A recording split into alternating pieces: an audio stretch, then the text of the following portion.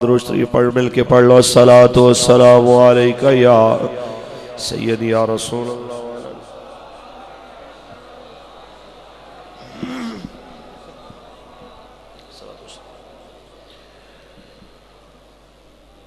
कोई गुल बाकी रहेगा, चमन रह जाएगा। बस रसूलुल्लाह का दीन हसन रह, मिलके पढ़िए। बस रसूलुल्लाह का दीन हसन रह जाएगा। नाम शान जहां मिट जाएंगे, लेकिन यहाँ नाम शान जहां मिट जाएंगे, लेकिन यहाँ हश्र तक नमो निशाने पंजतन रह जाएगा। बस रसूलुल्लाह का दीन हसन। अतलसो कम ख्वाब की पोशाक पे नाज़ान हो। अतलसो कम ख्वाब की पोशाक पे नाज़ान हो। इस तने बेजान पर खाकी कफन रह जाएगा। बस रसूलुल्लाह का दीन हसन।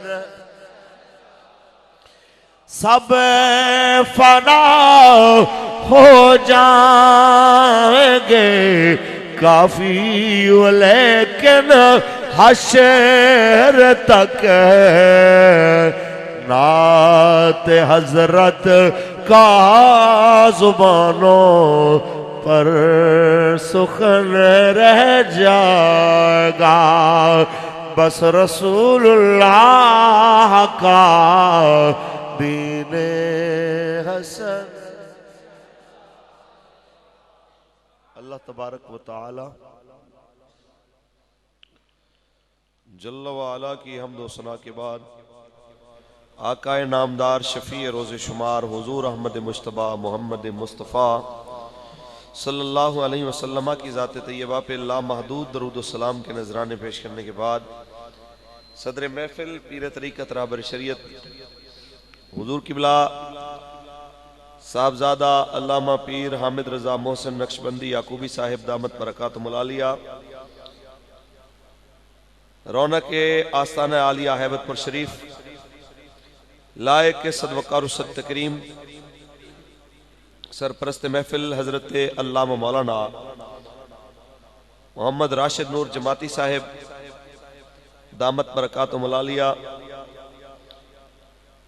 लायक के सदवकार तकरीम हजरत अल्लामा मौलाना हाफिज इफ्तिखार अहमद वड़ाइच साहिब दामत बरकातुहुल आलिया और इंतजामिया कमेटी मरकजी दारुल उलूम फैज़ान मुस्तफ़ा गौसिया रिजविया और इंतजामिया कमेटी जामे मस्जिद फैज़ान मुस्तफ़ा गौसिया रिजविया दरबार हजरत शाहगैना रहमतुल्लाह ताला अलैह कलास वाला सियालकोट दे तमाम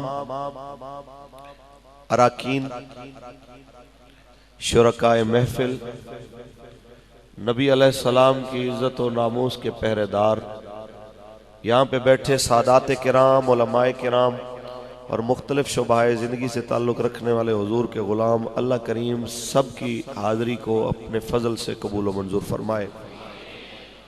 मुझसे कबल आप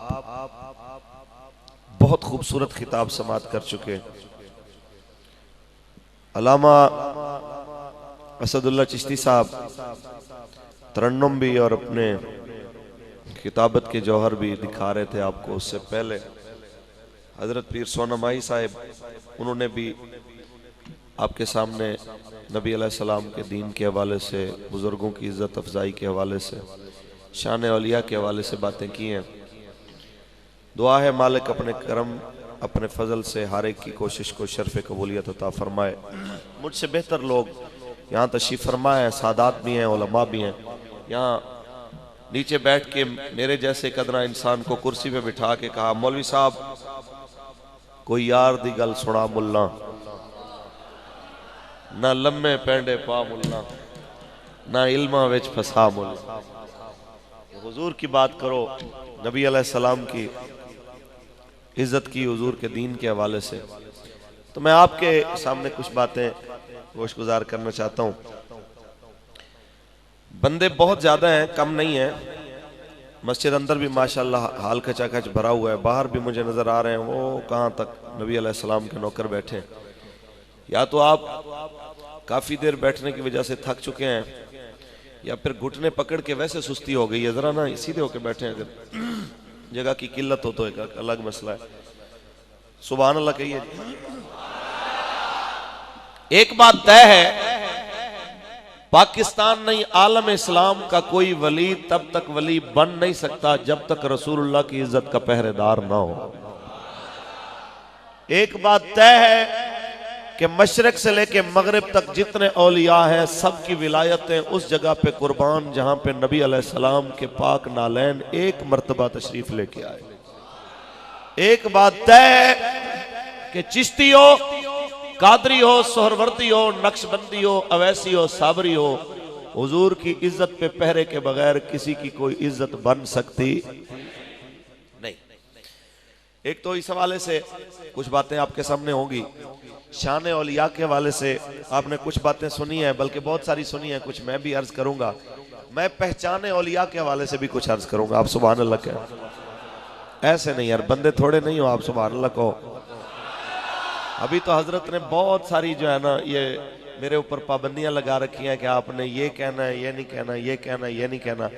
तो मैंने हजरत को पंजाबी में कहा, मैं कि जी सप मरे या बेहोश होवे तुहाडी लाठी बचेगी, तुहानू कुछ नहीं कहते, टेंशन ना लो कि तुहाडे उत्ते कोई हरफ आए। मकसद सानू पैगाम पहुंचाना है, किसी नाल दुश्मनी ते वरतना मकसद नहीं है ना जी।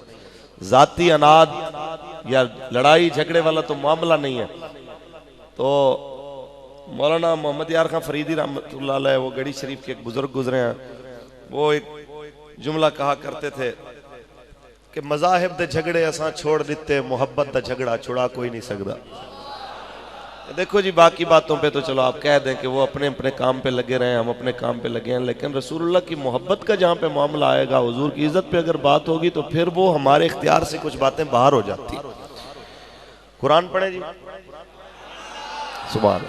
अभी अभी आपको ना डर लग रहा है कि मौलवी अभी कुछ कह देगा, कुछ नहीं, परेशान इजी होके बैठे। मैं देखें किबला अमीरुल मुजाहिदीन का मैं शागिर्द हूँ, और आपकी दुआओं से बड़े बड़े स्टेजों पे बड़े बड़े बुजुर्गों और अहले इल्म नेक लोगों की मौजूदगी में मैं बात की है। मैंने यहाँ पे भी अल्लाह के एक वली की दरबार पे मेरी हाजिरी हुई है, ये मेरे लिए बहुत बड़े एजाज की बात है। और आले रसूल सादात और बड़े बड़े उलमा यहाँ पे बैठ के, ये हुजूर के गुलाम यहाँ पे नीचे बैठ के मुझे सुन रहे हैं, तो मैं ये अपने आप को अच्छी तरह समझा रहा हूँ और समझा चुका हूँ यहाँ पे बैठने से पहले कि ये मेरी जात की वजह से नहीं बैठे, रसूलुल्लाह की बात की वजह से बैठे। कुरान पढ़ें जी। खालिक के कायनात ने इरशाद फरमाया, वरफअना लका ज़िक्रक, ऐ महबूब हमने तेरे लिए तेरे जिक्र को बुलंद फरमा दिया। जिसके जिक्र को अल्लाह ने बुलंद फरमाया, जिसकी शानों को अल्लाह ने बुलंद फरमाया, जिसकी अजमतों को अल्लाह ने बुलंद फरमाया, उसके जिक्र की अजमतों को, रिफतों को जरा देखो तो सही, जरा जांचो तो सही जनाबे आला, उसकी इज्जतें उसकी अजमतें कितनी है। मैं कहता हूँ उनकी शान तो वरा है, जिन्होंने उनकी इज्जत पे पहरे की बात की है, जिन्होंने उनके दीन पे पहरे की बात की है। रब ने उनके नाम को भी जिंदा कर दिया है, अल्लाह ने उनके मकाम को भी बुलंद फरमा दिया है। हत्ता के पहले काफिला जो चला नबी के दीन की पहरेदारी के लिए, रब ने उसको तो बुलंद कर ही दिया, जो आखिर वक्त में शामिल हो गया अल्लाह ने उसका भी कर्जा नहीं रखा। आपको फारूक अल हसन की बात में अगर शक नजर आए तो मौलवी कैसी बात कर रहे हो, कोई दलील है तेरे पास के नहीं है, तो मैं बताता जाऊं। जो मदीने से चले उस हुसैन की अजमतों के तो क्या कहने हैं, जो मदीने से चले उस जनाबे अली आबिद की शान के क्या कहने हैं, जो मदीने से चले उस जनाबे अली अकबर की अजमतों के क्या कहने। हम तो उनको भी सलाम कर रहे हैं जब आखिरी वक्त में सफे सीधी हो रही हो और होरी यजीद के लश्कर से निकल के आए, पिछलियों की माफी दे दे आज के बाद, मैंने जीना भी हुसैनी बन के, मैंने मरना भी हुसैनी बन। हम तो उसको भी सलाम कर रहे हैं जो आखिर वक्त में भी जनाब आला आ गया। और हुसैनी मिशन है क्या? हुसैनी मिशन हजूर के दीन की पहरेदारी है, हजूर की इज्जत की पहरेदारी है, नबी की नामूस की पहरेदारी है, नबी की शरीयत की पहरेदारी है। और मैं कहना चाहता हूँ लोगों, पाकिस्तान में आज मेरे जैसा कोई मौलवी उठ के कहे मौलाना मैं चल तो जाता तुम्हारे साथ, लेकिन मजबूरी थी मेरे खिताब का मामला, मौलाना मजबूरी थी मेरे क्लास पढ़ानी, मजबूरी थी आज हमारे फला बुजुर्ग का दिन था, हम फला दिन बैठ के दम करते हैं वरना जरूर चलते।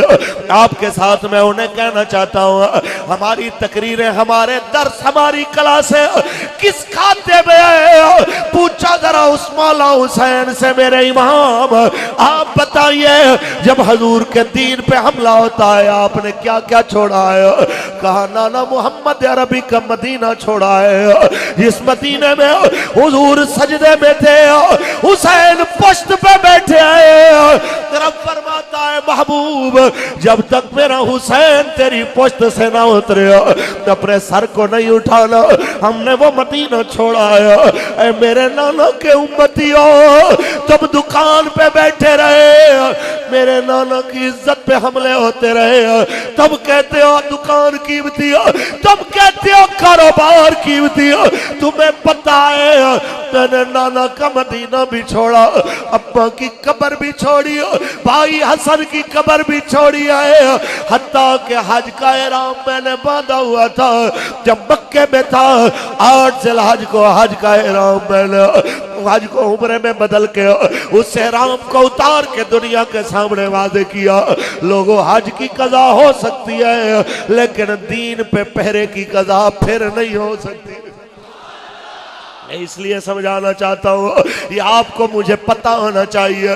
कोई कहे मौलवी साहब फला मौके पे मैं जनाब आला मदीना शरीफ जा रहा था, फला मौके पे मैं जनाब आला खाना काबा जा रहा था, मैं जनाब आला उम्रे के लिए जा रहा था।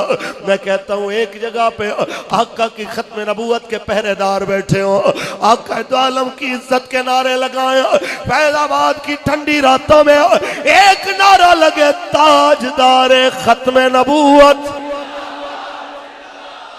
और सामने से जनाब आला शाबाश की बजाय सामने से तैयारियां हो रही हो इनको कुचलने की, हत्ता के वो वक्त भी आ जाए जब इन पे सीधी गोलियां चलाई जाए। कोई कहे मौलाना मैं हुजरे में बैठा चिल्ला कर रहा था, मैं उसको कहना चाहता हूँ ये कैसा इश्क है जो तुम्हें चिल्ले से निकाल के नबी की इज्जत के लिए ना निकाल सका, हजूर की खत्म नबूवत के लिए ना निकाल सका।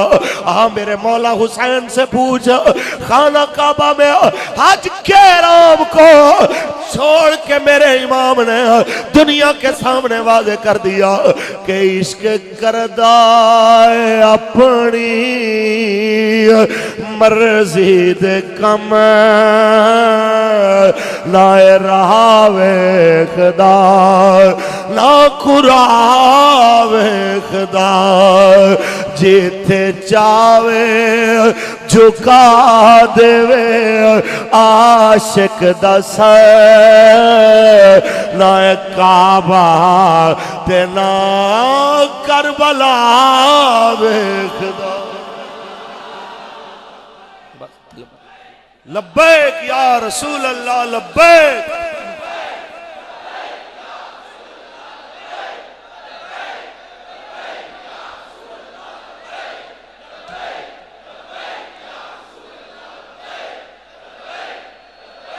करबला नहीं बयान कर रहा, मजमून बहुत लंबा है। करबला के बाद की एक दो बातें करना चाहता हूं। बात मौके की मुनासबत से, औलिया के दरबार पे हम आए, वलियों के दरबार पे आए। उनसे बड़ा वली कौन जो नेज़े पे भी कुरान पढ़ के दिखा? उनसे बड़े वली कौन जो शहजादों के टुकड़े चुन के भी कहे मालिक ये लेके तू राजी है, तो अली अकबर के टुकड़े चुन के तेरा हुसैन भी राजी है। उनसे बड़ा मैं कौन वली तुम्हें बताऊं? पाकिस्तान में किसको कह सकते हो कि फलाना बड़ा वली है? ये जनाब आला जिसको मेरे आका फरमाया हुसैन मिन्नी व अना मिनल हुसैन। 10 मुहर्रम गुजर गई। ये उन लोगों के लिए जिनके पास माल आता रहे, पैसे आते रहे तो सुभान अल्लाह माशाअल्लाह। और अगर पैसे की कमी आ जाए, माल का फुकदान आ जाए, तो फिर शुक्र भी खत्म, नमाजें भी खत्म, इबादत भी खत्म। उन लोगों को समझाना चाहता हूँ, 11 का दिन था, 11 मुहर्रम को आले नबी को कैदियों वाली सवारियों पे बिठाया जाता है। सैयदा तैयबा बीबी ज़ैनब सलामुल्लाह अलैहा अपने भाई हुसैन के मुकद्दस लाशे को देखती हैं। ये उन जवानों के लिए, बुजुर्गों के लिए, ये जनाब आला जिनको अभी भी लब्बैक का मतलब समझ नहीं आया, मैं बताना चाहता हूँ लब्बैक का मतलब ये होता है हजूर आप एक बार पुकारे मैं 2 बार हाजिर, आप 3 बार लब्बैक कह के क्यों नारा लगाते हैं? हुजूर की आमद तक मैं भी हाजिर, आपके लिए मेरी नस्लें भी हाजिर। सुनिए सैयदा ने क्या फरमाया जब अपने भाई के लाशे को देखा। ऐसा भाई आप में, मुझ में कोई भी ऐसा नहीं है जो उस भाई जैसे मकाम वाले भाई को रखता हो। जनाब आला ऐसे भाई का लाशा सामने हो। सैयदा पाक ने देखा, नाना के पाक मदीने की तरफ नजर करके सैयदा फरमाती है या मोहम्मद हो सल्लल्लाहु अलैहि हाज़ा हुसैनुल बिल अराहो मुज़म्मिलुम बिद्दमा हो मुक़त्तअल आज़ा हो। मेरे नाना जी आप पे लाखों सलाम हो। जरा देखिए ना, ये आप ही का हुसैन है जो आपके सीने पे लेटा करता था, लेकिन आज हाज़ा हुसैनुल बिल अराहो, ये तो गर्म रेत पे लेटा हुआ है। नाना ये तो जन्नत के जोड़े पहनने वाला था। नाना जिब्रील जन्नत से जोड़े लेके जिसके दरवाजे खटकाता था, अंदर से आवाज आती थी कौन? तो जिब्रील कहता था अहले बैत का दर्जी आया है, हसनैन के जोड़े लाया है। नाना जी आपका बेटा, आपका नवासा आज जन्नत के जोड़े तो दूर रहे, आज तो ज़िरा भी उतार ली उन्होंने। आज तुम्हारे बेटे ने फटे पुराने लिबास के साथ मुज़म्मिलुम बिद्दमा हो, आज खून की चादर ओढ़ ली है। तेरे नाना जिसके हाथों को पकड़ के आप चूमते थे, आज उसकी उंगलियां भी कट गई, उसके बाजू भी कट गए, क्योंकि तुफैल कूफी ने जिस वक्त अंगूठी उतारने की कोशिश की है, कोशिश करता है अंगूठी उतारने की, तो तलवार चलाने की वजह से और सारा दिन जनाब आला शहीदों के लाशें उठाने की वजह से मेरे इमाम के हाथों पे बरम आ जाती है।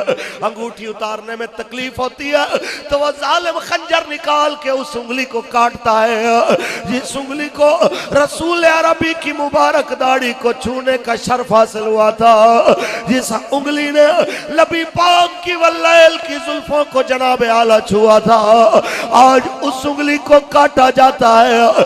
सैयदा कहती है मुकत्तअल आज़ा हो, मेरे नाना आपके नवासे के आज़ा कट गए, लेकिन फिर भी आपकी औलाद बेसब्री नहीं हुई।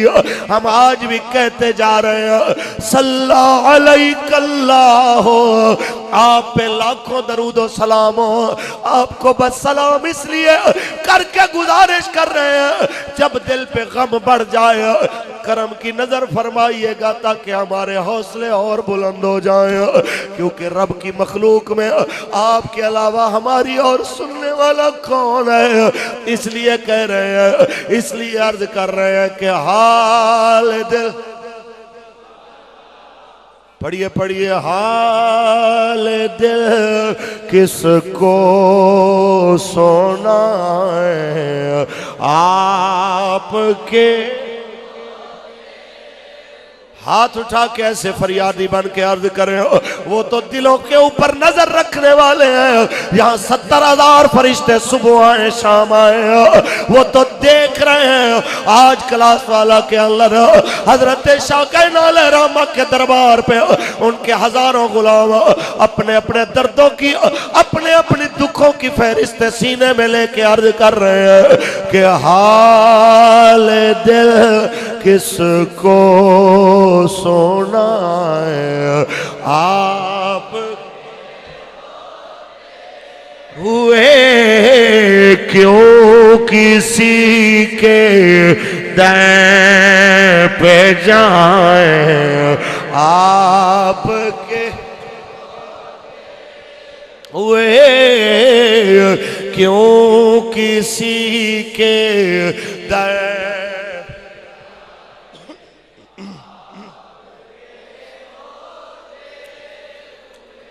क्यों किसी के दर पे जाए आप।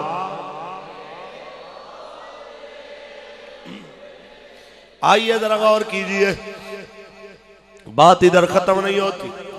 यहाँ जिससे पूछो वही कहता है मैं औलिया का आशिक हूं, दीवाना हूं। एक बार पूछो हजरत शाह कायनात रहमतुल्लाह अलैह के मज़ार से, एक बार जाके अलीपुर शरीफ पूछो, दाता साहब पूछो, अल्लाह के वलियों से पूछो, बाबा आखिर तुमने किया क्या है कि तेरे जाने के बाद भी दुनिया तुझ पे सलाम पढ़ रही। आखिर किया क्या है तुमने, आखिर अमल क्या किया है कि दुनिया आज भी बड़े बड़े बादशाह वजीर आपके दरबार में सलामी पेश करने आते हैं। तो वो कहते हैं हमने अपनी जिंदगियां उसके नाम कर दी, उसकी इबादत उसके दीन की हिफाजत के नाम कर दी। जब हम उसको याद करने लगे तो फिर उसकी बरकत से जमाना हमें याद करने लगा। पक्की बात है। हमारे यहाँ क्या माहौल है, हाज पे जाने वाले, उम्रे पे जाने वाले किबला हाज उम्रे पे जाए ना तो तहज्जुद भी नहीं छोड़ते, इशराक चाश तवाबीन सब कुछ पढ़ते हैं। लेकिन जो ही पाकिस्तान में आए इल्ला माशाअल्लाह जिसको अल्लाह तौफीक दे, उसके अलावा ये आलम होता है कि न नमाज याद रहती है, ना जुम्मा याद रहता है, ना ईदें याद रहती है, सब कुछ छुट्टी। सवाल एक है, क्या नमाज सिर्फ मक्के मदीने में फर्ज है, आगे पीछे नहीं है? क्या इबादत का लुत्फ सिर्फ खाना काबा में आता है? ऐनमा तुवल्लू फसम्मा वजहुल्लाह, ये सारी चीजें फिर भूल जाती है। तो मैं यही कहना चाहता हूं, इसको समझें। बल्कि बात सैयदों की चल रही है तो इसका हवाला भी मैं हजरत इमाम ज़ैनुल आबिदीन के किरदार से देता जाऊं। आप सुभान अल्लाह ऊंची बोले। अभी तो तकरीर शुरू हुई है, आप ऊंची बोलिए। आइए जनाबे आला, मदीना शरीफ में आपकी आदत थी रोजाना 1000 नफल पढ़ने। कितने बोलो? 1000 नफल मदीना शरीफ मस्जिद नबी में रोजाना पढ़ने। करबला में आ गए, आदत वही, बीमार हुए, आदत वही, हत्ता के पैरों में बेड़ियां, हाथों में हथकड़ियां। सैयद चलता है पैदल, यजीदी सवारियों पे, हुसैन का बेटा पैदल।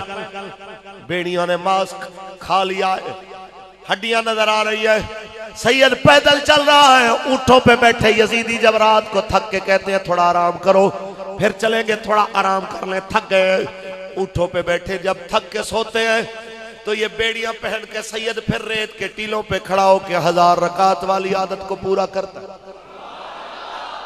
ऐसे नहीं दुनिया ज़ैनुल आबिदीन कहती, ऐसे नहीं दुनिया ज़ैनुल आबिदीन कहती। नाम आपका अली औसत, नाम आपका अली बिन हुसैन।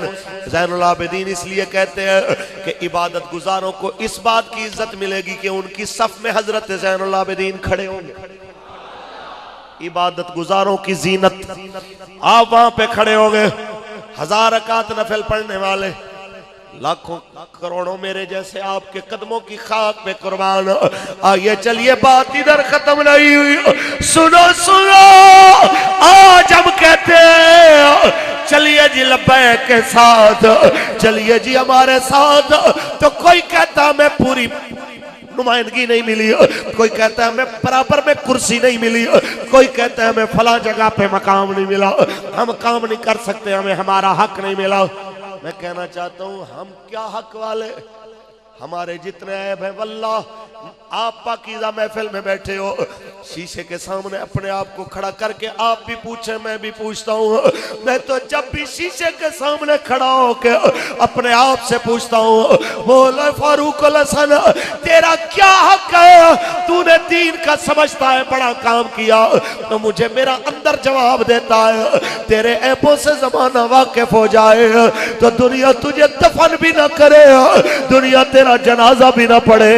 ये सारी चीजें इसलिए हो रही है, दुनिया तेरी कदर कर रही है कि तू रब के हबीब के नगमे गा रहा है, तूने रसूलुल्लाह का कलमा पढ़ा है, तू मिंबर पे बैठ के नबी रहमत की इज्जत की बात करता है, इसलिए जमाना तेरे हाथ चूमता, जमाना तुझे सलाम करता। मैं ऐसे ही सबको कह रहा हूं, पूछिए अपने आप से, अगर हमारे ऐब जाहिर हो जाए क्या हमारा जनाजा भी कोई पढ़ने को राजी हो? इस भरे मजमे के अंदर जनाब आला एक तरफ से लेके दूसरी तरफ तक अगर सबके मोबाइलों की तलाशी ली जाए, आप कसम दे के इनसे कोड खुलवा के इनके मोबाइलों को चेक करें, तो यहाँ पाक महफिल में भी कई ऐसे बदनसीब होंगे जिनके मोबाइलों में गाने, ड्रामे और बेहुदा चीजें मिल जाएंगी, लेकिन उसके बावजूद शक्ल नहीं बदली, उसके बावजूद जमीन में गर्क नहीं हुआ, उसके बावजूद माथे पे गुनाह नहीं लिखा। वजह क्या है कि रसूलुल्लाह की निस्बत काम आ रही। सरदार बोला मेहरबाना सुल्ताना ज़ीशाना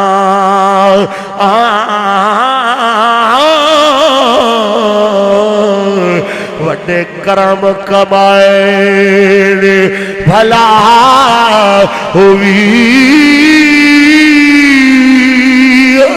कखा विच रुल दे सन बख्त मेरे, ओ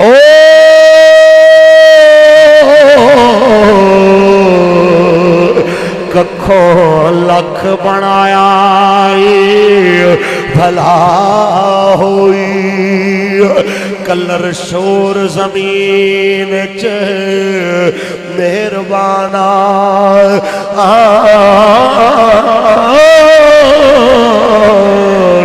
बूटे कर्मा दे लाए भला हुई, पता सारा सरदार नू किते आंदा हो,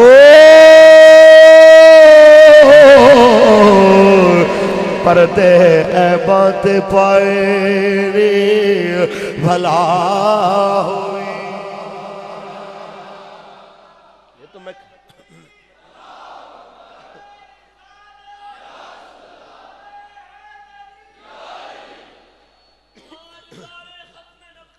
जिंदा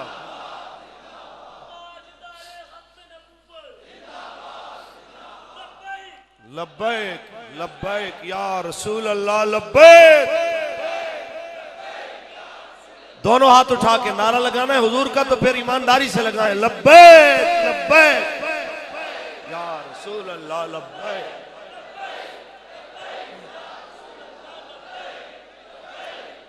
दमिश्क के बाजार से सैयद वापस आ रहा है अपनी कैद गुजार के अपने पाकीज़ा काफिले के साथ। ये उनके लिए जो कहते हैं मेरा हक, मेरी शान, मेरी शौकत, मेरा मकाम, उनके लिए गुजरते हुए आपने देखा है कसाई ने एक हाथ में बकरे को पकड़ा है उसके कान से, दूसरे हाथ में छुरी को यूं छुपाया हुआ है। आपने कहा ये क्या कर रहा है? नुमान बिन बशीर को कहते हैं जनाब नुमान बिन बशीर जरा काफिला रोकिए, मैंने एक शरीयत का मसला पूछना। हजरत नुमान कहते हैं किबला सारा जगह आपके दरवाजे से शरीयत सीखे, आपने कसाई से क्या मसला सीखना? कहते नहीं यार रोको तो सही। काफिला रुक के आए, सैयद उतर के आता है, कसाई से पूछते हैं जब तुमने कर ही ज़िबा देना है तो फिर पानी चारा क्यों पूछ रहे हो? कहते हुजूर ये आपके नाना का दीन मुझे कह रहा है। आपके नाना का दीन कह रहा है।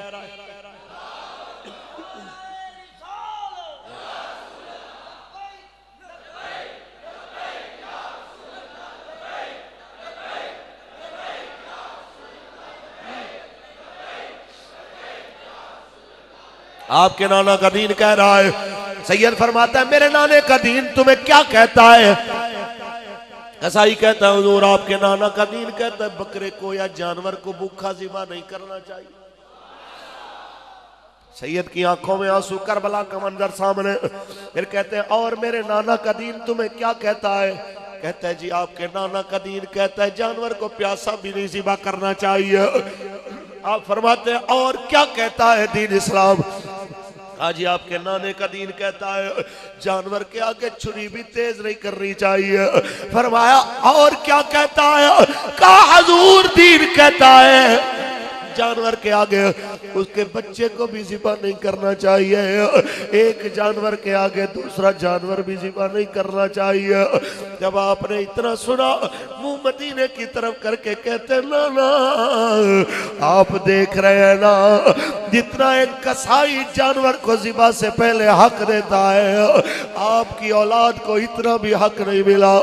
आप गवा रहिएगा हम करबला में भी राजी थे, हम शाम और हम कूफे में भी मालिक तेरी रजा पे राजी है। दुनिया याद करेगी कि सैयदों ने कुर्बानी दी है लेकिन जुबान पे गिला नहीं लेके। बात गुजर गई, करबला भी गुजर गई, शाम भी गुजर गई, कूफा भी गुजर गया, यजीदी भी मर गए, हुसैनी भी शहीद हुए। जरा गौर तो कीजिए सबकी जनाब आला जाने जनाब आला उस हाकिमुल हाकिमीन के दरबार में पहुंची। लेकिन एक बात तय, किसी ने पैसों की खातिर आखरत गंदी की, किसी ने हुकूमती नौकरी के लिए अपनी आखरत को बर्बाद कर दिया और कोई ऐसा था जो भूखा प्यासा रह के भी दीन का पहरेदार रहा। इसलिए आपके आगे हाथ जोड़ के तहरीक लब्बैक या रसूल अल्लाह का एक अदना सा नौकर आपको पैगाम देना चाहता है। मत सुनो हमारी लंबी लंबी तकरीरें, पर इतना पैगाम तो दिल में रखो, इतना तो दिल में जगा दो ना यार हमारी बात को।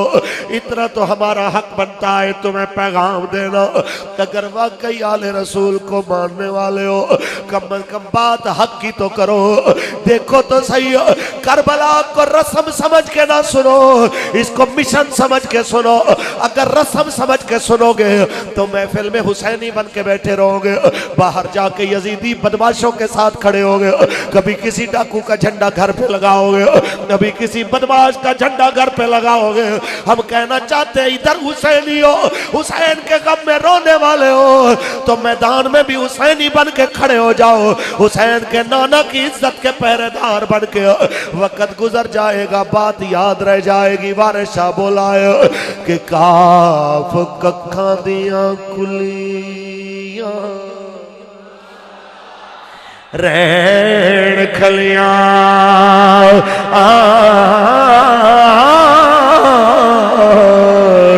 चोनेदार हवेलिया ढह दिया ले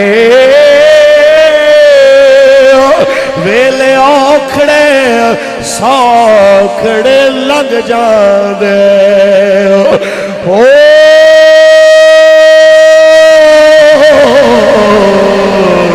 गल्ला याद सजन दिया रह दिया ने ताजदार खत्म नबूवत,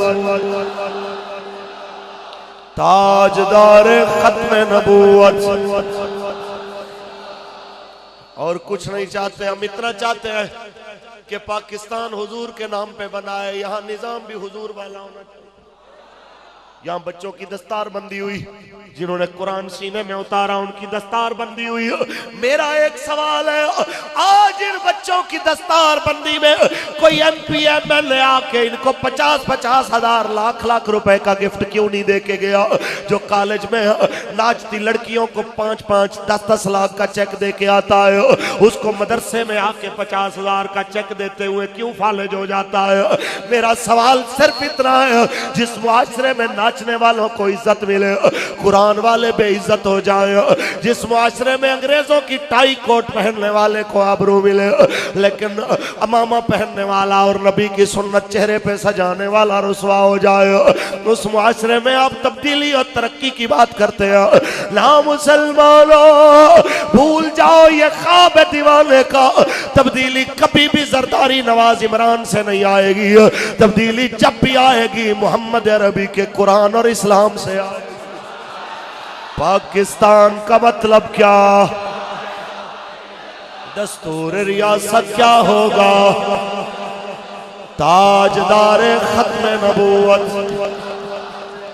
कहते हैं मौलवी सख्त बात कर गया, मैं कोई सख्त नहीं करता बात, ये मैं हाथ जोड़ के यहाँ बैठे बुजुर्गों से एक सवाल करना चाहता हूँ। ओ बॉर्डर पे बसने वालों, ये तुमसे थोड़े ही फासले पे बॉर्डर है, यहाँ जरा जाके पूछो मुसलमानों से कि जब जंग शुरू होती है तो कितना तुम पे रहम करता है हिंदू, तो तुम्हें पता चलेगा ना तेरे जानवर महफूज, ना तेरा बूढ़ा महफूज, ना बच्चे महफूज, ना तेरा स्कूल महफूज। मैं कहना चाहता हूँ काफिर तुमसे नफरत करता है तो फिर तू उस मुल्क को अपना पसंदीदा मुल्क क्यों करार देता है, जब हिंदू तुम्हारे जानवर को भी जिंदा रहने का हक नहीं देना चाहता।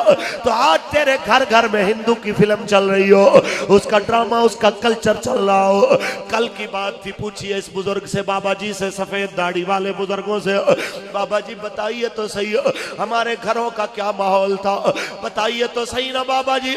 तो ये बाबा बताता है कि जनाब जब निकाह होता था तो मस्जिद में होता था, जब बेटी रुखसत करते थे बावजू रुखसत होती, बेटी गानों की आवाज में रुखसत नहीं होती थी, बेटी अल्लाह के कुरान के साए में रुखसत होती, ऐसे होता था। तो फिर जब बेटियों को इस तरह से रुखसत किया जाता था और बेटों की शादी इस तरह दीन के हकाम के ताबे रखी जाती थी, तो अल्लाह बेटे भी फिर उसके नतीजे में हजरत जमात अली शाह लजपाल जैसे अता फरमाता, हजरत शाहगहना जैसे जनाब अजीम लोग पैदा होते थे कि जब माएँ नेक होती थी, जब बाप नेक होता था, जिनकी पहली रात सुहाग रात की इशा और तहज्जुद कज़ा नहीं होती थी, तो अल्लाह ताला उनकी फिर नस्लों में भी बरकतें अता फरमा देता था। यहाँ पे क्या होता है कि कभी बेटी को कुरान देने वाले आज बेटी को एलसीडी देते हैं, साथ में जनाब बड़ी स्क्रीन और सारी चीजें, ये दे के क्या साबित करना चाहते हैं कि जो बेटी पहले कुरान पढ़ती थी अब टीवी में गुम रहे, फिल्मों में गुम रहे। पहले सास की इज्जत होती थी इसलिए कि सास भी सुबह सुबह उठ के बावजूद तहज्जुद पढ़ने के बाद, जब वो क्या कहा जाए उसको, पंजाबी में कहते हैं दूध रिड़कना, तो जब वो सामने रखी हुई इस चाटी को भर के दही से जब ऐसे हाथ हिलाती थी तो वो हर बार पे कहती थी इल्लल्लाह इल्लल्लाह इल्लल्लाह। तो फिर उसके हाथ का मक्खन और उसके हाथ से बनाई गई लस्सी को खाने पीने वाले जो बच्चे होते थे उनमें भी हया होती थी। आज माँ खुद ड्रामे में बैठी है, सास और बहू उस इंडिया के कल्चर को देख रहे हैं जिसमें बहू सास को नीचा दिखाना चाहती है और सास बहू को नीचा दिखाना चाहती है। यही कुछ हो रहा है कि नहीं हो रहा? आपके इलाके में शायद ना हो, मैं लाहौर की बात कर रहा हूँ, इधर भी ऐसे होता है। तो मैं यही समझा रहा हूँ कि अगर हम वाकई रसूलुल्लाह के गुलाम हैं तो सिर्फ मस्जिद में बैठ के नहीं कि इधर पे आप पूरे पूरे हुसैनी बन जाते हैं, पूरे पूरे जनाब यहाँ पे आप कहते हैं कि हुजूर के नाम पे गुलामी या रसूल में मौत भी कबूल है, यहाँ पे आप मौत भी कबूल कर लेते हैं। जब मैदान में खड़े होके वक्त आता है बात करने का तो वहां किसी जालिम डाकू के आगे खड़े होके हुजूर की इज्जत की बात भी नहीं कर सकते। सड़कों नालियों के नाम पे 70 साल हो गए आप लोगों को, आज भी आपकी सड़कें मुकम्मल नहीं हुई। हर साल वोटों से पहले बनती हैं तो अल्लाह किया उसके बाद फिर इन्हीं सड़कों पे सियासत होती है। काश एक बार तुमने रसूलुल्लाह के दीन के नाम पे भी खड़े होके देखा होता, तुम्हें पता चलता ये वो दीन है जब इक्तदार में आता है तो हजरत बिलाल को, हबशे के उस गुलाम को काबे की छत पे खड़ा कर दे। अकेला कसूर किबला अमीरों का भी नहीं है, हमारे अपनों का भी कसूर है। गरीब खुद अपना हक के राय दही 5000 में 10,000 में जब बेचता है तो फिर जाहिर है कि फिर यही कुछ होता है। आइए, अगर आप चाहते हैं कि आपकी नस्लें आबाद रहें तो इस पाकिस्तान को वो पाकिस्तान बनाएं जिसका ख्वाब हमारे बुजुर्गों ने देखा। पाकिस्तान का मतलब क्या? कौन सा पाकिस्तान जनाब आला मुहद्दिस अलीपुरी जिसके लिए कुर्बानियां देते गए, हमारे बुजुर्ग जिसके लिए कुर्बानियां देते गए। हिंदुस्तान और पाकिस्तान के बॉर्डर पे जख्मी एक बेटी ने जिस वक्त आखिरी सांसें ले रही थी, वहां से गुजरता हुआ एक बूढ़ा कहता है बेटी चल तुम्हें पाकिस्तान ले चलो। सुनो मेरे नौजवान, अपने मोबाइलों में सारी रात नेट चलाने वाले, गाने फिल्में ड्रामे चलाने वाले, सुन एक बार उस कहानी को। जिस वक्त उस रोती बेटी को बाबे ने कहा चल बेटी तुम्हें पाकिस्तान ले चलो, तो उसने कहा ना बाबा वो धरती पाक है, मैंने सुना है वहां पे हजूर का निजाम नाफिज हो गया है, वहां पे हजूर की शरीयत नाफिज हो गई है, और मुझे हिंदू और सिख पलीद कर गए हैं, मैं उस धरती पे जाने के काबिल नहीं हूं जिस धरती का ये निजाम हो। पाकिस्तान का मतलब क्या, दस्तूर रियासत क्या होगा? सवाल तो करती होंगी वो बेटियां, अगर ऐसा ही पाकिस्तान बनाना था, अगर मॉर्निंग शो कराने थे, छोटी छोटी ज़ैनब जैसी बेटियों की इज्जतें ही लुटवानी थी, और मार के यूं ही बेटियां तुमने गंदगी के ढेरों पे फेंकनी थी, तो फिर हमें मराने की क्या जरूरत थी? हमारी जानों के दुश्मन बनने की क्या जरूरत थी? आज भी उस माँ की रूह आपसे भी सवाल कर रही है, ओ बल्ले तीर नून वालों, आपसे भी मुझसे भी सवाल कर रही है वो माँ जिसका बच्चा उसकी गोद में था। जब दिन होता था कमांडों में छुप जाते थे कि कहीं हिंदू सिख पकड़ के मार ना दे, रात के अंधेरे में छुप के सफर करते थे। जब वो दूध पीता बच्चा रोता है तो बाहर से सिखों की आवाज आ रही है, ढूंढ रहे हैं। अंदर बैठे 16 बंदों में से एक बंदा कहता है उस बेटी को इसको चुप करा, तेरा बच्चा चुप नहीं करेगा तो सब मारे जाएंगे। उस औरत ने अपने दूध पीते बच्चे का गला दबा दिया, यूं कह के करके उसकी सांस बंद कर दी। जब उसकी जान निकल गई तो सब कहने लगे हमने मारने का तो नहीं कहा था। कहने लगी ये भूखा है, दूध नहीं है मेरे पास, ये गर्मी की वजह से रोता है, ठंडी हवा नहीं है। कहा मारा क्यों? कहा मारा इसलिए, ये रोता तो हम सब मारे जाते हैं, मौत से डर नहीं लगता, लेकिन मरने से पहले मैं एक बार पाकिस्तान देखना चाहती हूँ। मैंने सुना है वहां बेटियों को सैयदा ज़ैनब पाक का किरदार पढ़ाया जाएगा, मैंने सुना है वहां बेटियों को अम्मा आयशा की सीरत पढ़ाई जाएगी, मैंने सुना है वहां पे जब बेटियां किसी जरूरी काम से बाजार के लिए निकलेगी पर्दा करके निकलेगी, और नौजवानों की नजर अगर गलती से पड़ जाएगी तो नजरों को झुका के कहेंगे हमारी बहनें जा रही हैं, दूसरी बार नजर नहीं पड़नी चाहिए। मैं मरने से पहले एक बार पाकिस्तान देखना चाहती हूँ। ओ मुसलमानों, हजरत शाहगैनो भी सवाल कर रहे हैं, और मेरे उर्स के लंगर खाने वालों, क्या इसलिए तुम्हारे बड़ों ने कुर्बानी दी थी? पाकिस्तान में गरीब की बेटियां रोटी के लिए इज्जत बेचती रहे और तुम फिर डाकुओं को मुसल्लत करते रहो। पाकिस्तान में अमीरों की जनाब आला तादाद अमीर से अमीर होती जाए और गरीब गरीब से गरीब तर होता जाए। अमीर कब्रिस्तान पे प्लाजा बनाए उसको भी कोई ना पूछे, और गरीब किसी कस्बे में भी अगर छापड़ा लगा के बैठा हो तो वहां पे आके हुकूमत के बदमाश उसकी झोपड़ी को गिरा के कहे तब्दीली आ गई है, यहाँ से उठा अपना झोपड़ा और निकल जा, इसलिए कि तू तजावुजात करके बैठा हुआ है। क्या ये मुसलमान की है? पाकिस्तान में गुर्बत बढ़ाने वालों, रेडियो वालों को कंगाल करने वालों, गली गली कूचे कूचे गरीब की गुर्बत का मजाक उड़ाने वालों, कैसी तब्दीली की बात करते हो? तब्दीली सीख रही है सैयदा खातून जन्नत पाक के बाबा जान से पूछो। जब एक मजदूर ने उनको हाथ मिलाया, उसके हाथों के छालों को देख के हुजूर ने फरमाया था तेरे हाथों को क्या हुआ है? कहते हुजूर मैं गरीब हूँ, मेहनत करता हूँ। मेरे आका फरमाते हाथ आगे कर, मैं तेरे हाथों को चूमना चाहता हूँ। वो रोने लग जाता है, हुजूर मैं गरीब हूँ, हमारी कोई मुआशरे में इज्जत नहीं है, आप क्यों मेरे हाथों को चूमेंगे? तो मेरे करीम आका ने फरमाया इसलिए कि मेहनत वाला तो कमतर नहीं होता। मैं ऐलान करता हूँ अल कासिब हबीबुल्लाह, मेहनत वाला अल्लाह का दोस्त होता है। सुनिए सुनिए, आज उन लोगों को आप जलील कर रहे हो। आज आप लोग ऐलान करते हैं 4 साल तक तनख्वाह नहीं बढ़ेगी। सरकारी मुलाजमों की कैसी तरक्की की बातें करते हो। सुनो रसूलुल्लाह का दीन। मेरे आका ने उस वक्त फरमाया 3-3 महीने तनख्वाहें खाने वालों को कह रहा हूँ, 4-4 महीने की तनख्वाहें नीचे रखने वालों को कह रहा हूँ, मजदूर की मजदूरी मारने वालों को कह रहा हूँ। रसूलुल्लाह ने फरमाया एतल अजीरा अजरहू कबला अयजफा इरकहू, मजदूर की मजदूरी पसीना खुश्क होने से भी पहले दे दिया। ये तब्दीली होती है कि मेरे आका ने मजदूर की इज्जत करके दिखाई और फरमाल का से वो हबीबुल्लाह मेहनत वाला अल्लाह का यार होता। हमारा किसी जमात के साथ कोई जाती अनाद नहीं है, किसी जमात के साथ हमारी जाती लड़ाई नहीं है। हम कहते हैं अगर बात रियासत मदीना की करते हो, रसूलुल्लाह की करते हो, तो निजाम भी रसूलुल्लाह वाला लेके। और मेरे आका का क्या निजाम है? मेरे करीम आका के अपने शिकम अत्थर पे पत्थर बांधे हैं, लेकिन दरवाजे पे आया सवाली खाली नहीं गया। इसलिए अगर आप चाहते हैं कि हमारे पाक वतन के अंदर बरकतें आए, तो बरकतों का एक ही तरीका है, रसूलुल्लाह के दीन पे पहरा दे, हजूर की इज्जत की पहरेदारी करें। जज के खिलाफ बात हो तो वो कहता है इसको सजा मिलनी चाहिए, इसने तौहीन अदालत की है।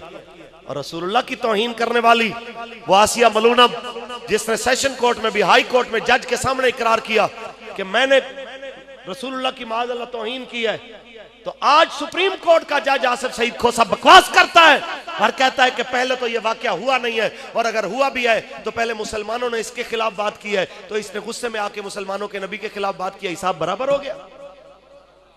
बस करो यार, बस। गुस्ताख रसूल की एक सजा। कलमा तो तुम लोगों ने रसूलुल्लाह का पढ़ा है, जिस जिसने कलमा पढ़ा है वो हमारे हाथ खड़ा करे, बात करना चाहता हूं। आप चाहते हैं कि हजूर के गुस्ताख को सजा मिलनी चाहिए। गुस्ताख रसूल की एक सजा, गुस्ताख रसूल की एक सजा। ये जी कानून ना, कानून की जनाब वैल्यू कोई नहीं। कानून की ऐसे वैल्यू होती है कि 4-4 कत्ल करने वाला रेमंड डेविस भाग जाए और नबी की इज्जत का पहरेदार गाजी मुमताज रातों रात सूली चढ़ जाए। ये कानून की इज्जत है कि पूरे पाकिस्तानियों के सीने जख्मी करके एक अमेरिकी के टेलीफोन पे आप पाकिस्तान की पॉलिसियां बदल दें। ये जनाब आला तब्दीली है। तब्दीली ये नहीं है, तब्दीली वो है जो रसूलुल्लाह लेके आए। ऊंची बोलिए। और हम इन मुसलमानों, बस आखिरी लम्हात है, इन मुसलमानों को, सारे हजूर के गुलामों को मेरा एक ही पैगाम है, ये पाकिस्तान अल्लामा इकबाल का ख्वाब है। अल्लामा इकबाल ने हमें 2 रंगी नहीं सिखाई, 1 रंगी सिखाई। इकबाल फरमाता एक बंदगी खुदाई, एक बंदगी गदाई, एक बंदगी खुदाई, एक बंदगी गदाई, या बंदाए खुदा बन, या बंदाए ज़माना। अल्लाह के बन जाओ, आपकी फसलें बरकत वाली हो जाएंगी, आपके मौसम के मुताबिक बारिशें बरसेंगी। वरना लाखों डैम बना लो, बारिश ही बरसना बंद हो जाएगी तो क्या करोगे? जमीन अपना पानी का लेवल ही नीचे ले जाए तो फिर क्या करोगे? ये याद रखो, आसमान बरकतें तब बरसाता है जब हजूर का दीन नाफिज होता है, जमीन बरकतें तब लुटाती है जब हजूर का दीन नाफिज होता है। अपनी नस्ल को कुरान पढ़ाएं, ऐसे इदारों के साथ अपने आप को वाबस्ता रखें। अल्लाह ताला आप सबको, मुझे मरते दम तक रसूलुल्लाह के दीन का वफादार रखे।